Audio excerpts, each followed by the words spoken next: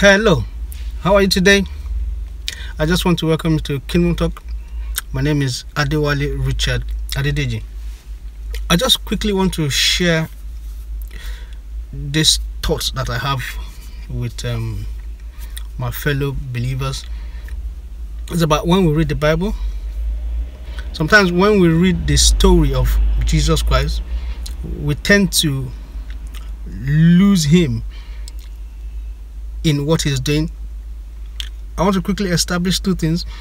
We need to understand two things when we are reading about Jesus Christ in the 4 books of the Gospels. The first thing we need to understand is that Jesus Christ came to fulfill the law. And the second thing we need to understand is that he also came to reconcile man to God. That is by activating, I call it activating grace. So at each point in time when Jesus Christ was here on earth, he had 2 ministries: to fulfill the law and to reconcile man back to God by activating grace. So sometimes when we are reading the Bible, we lose ourselves in, okay, was Jesus Christ speaking to the Pharisees, or was he referring this statement to his disciples? Because we are made to understand that his disciples were the people that carried on his work that he came here to do on earth. And that was the same thing that happened to the Jews when Jesus Christ came. From their reading of the scripture, they believed that the Messiah will come and come to reign. But they couldn't read it from the scripture that he had to come and die to reconcile man to God. They thought that the moment the Messiah appears, he's going to appear in his glory, and a king will become, a king is coming to Israel. But they got it wrong because they could not interpret what the scriptures was saying about the Messiah, that he had to come first as a servant to die to reconcile man back to God. So in this present day that we are, sometimes we read the scripture. When we are reading it, then we get lost in, is he talking to his disciple, or is he talking to his Pharisee? So I just want us to quickly go into the scripture and establish some rules. Like I wrote it, I said people need to understand these things when reading about Jesus. He had 2 ministries: 1, to fulfill the law, and 2, to reconcile man back to God, that is the kingdom. One ended at the cross, the other started at resurrection. Another thing I want us to look at here is that when we look at the story when Nicodemus came to meet Jesus Christ, which is found in John 3, 1, 2, and 4. It says, now there was a Pharisee, a man named Nicodemus, who was a member of the Jewish ruling council. He came to Jesus at night and said, Rabbi, we know that you are a teacher who had come from God. For no one could perform the signs you are doing if God were not with them. 4. How can someone be born when they are old? Nicodemus asked. Surely they cannot enter a second time into their mother's womb to be born again. Here we saw that Nicodemus, who was one of the ruling member of the Pharisees' council, came to Jesus and said, look, we know that you are sent of God and you have brought something new. How do I become part of this new thing that you have brought? In this part of scripture, we could establish that Nicodemus understood that Christ brought something new. And what was there before was a shadow. And what Christ brought was the reality. That was the main thing. So he came to ask, how can I be part of this thing? Another thing I want us to look at, when Jesus Christ is talking to the Pharisees, how do we know he is talking to the Pharisees? And when Jesus Christ is talking to his disciple, how do we know? Because each message Jesus Christ sent to each person is different. If you look at this part of the scripture that I want to read now, I'll read Matthew 15, 1 to 6. I could have read other part of the scripture, but I said, let me stick to this one. Let's read Matthew 15, 1 to 6. It says, some Pharisees and teachers of religious law now arrived from Jerusalem to see Jesus. They asked him, why do your disciples disobey our age-old tradition? For they ignore our tradition of ceremonial hand washing before they eat. Jesus replied, and why do you by your traditions violate the direct command of God? For instance, God says, honor your father and mother, and anyone who speaks disrespectfully of father or mother must be put to death.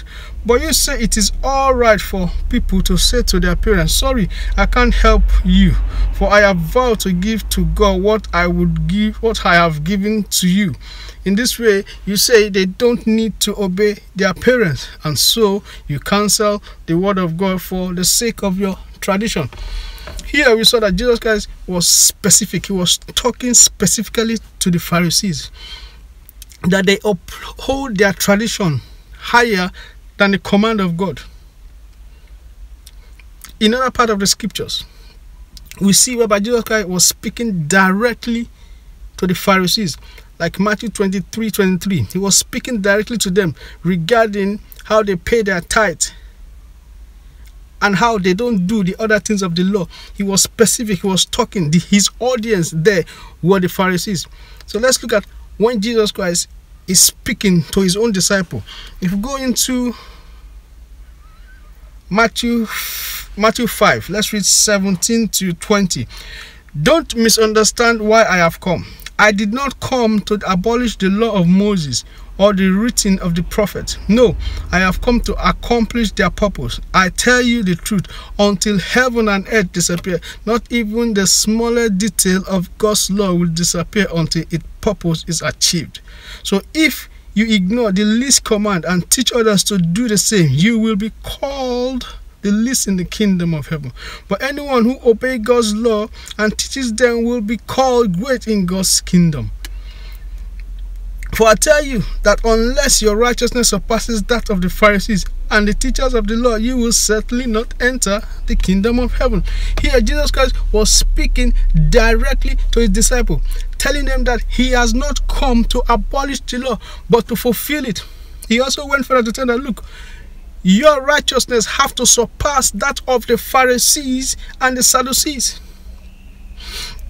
Jesus Christ was telling them this before he went to the cross. After Jesus Christ went to that cross and rose, this part of the scripture that he was talking to his disciples about had been fulfilled. He was the fulfillment of the law. There's something that I said, so when you teach Jesus, you are fulfilling the law of God, because in Jesus the law was fulfilled. So this part of the scripture, which is Matthew 5:17 to 20, the moment Jesus Christ went to that cross, nailing sin to that cross, going to the grave, dying, rose again, this part of scripture was fulfilled. Matthew 5:17 to 20 was fulfilled. But Jesus Christ was warning his disciples that, look, I have not come to abolish the law. But by him going onto that cross, dying on that cross, rose on the third day, this part of the scripture was fulfilled. So anytime we are reading the scripture, we need to think in our head, who was Jesus referring this scripture to?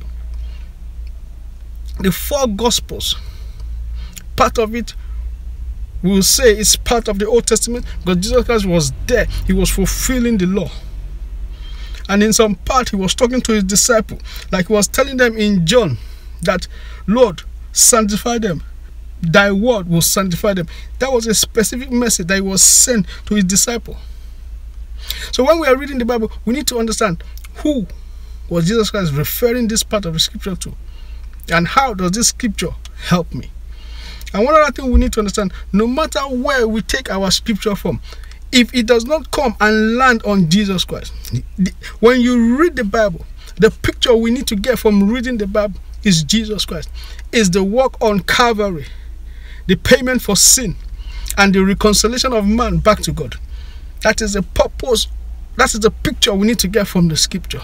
The scripture is not about Moses. The scripture is not about Elijah. The scripture is about Jesus Christ, the man of Calvary, coming to this world, paying for our sin and returning us back to God.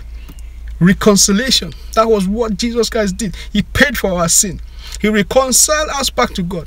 He gave us grace to come unto him, all that labor and heavy laden. He said, my yoke is easy. Come unto me, and I will give you rest. So I just want us, as we read the Bible, we need to understand how it applies to us, and we run in it. If this piece of means that to you, please share, follow us on YouTube. And lastly, I still have one more video I need to do regarding sin. Hopefully it will be out by next week, and I pray it will bless us. Thank you for watching. God bless you.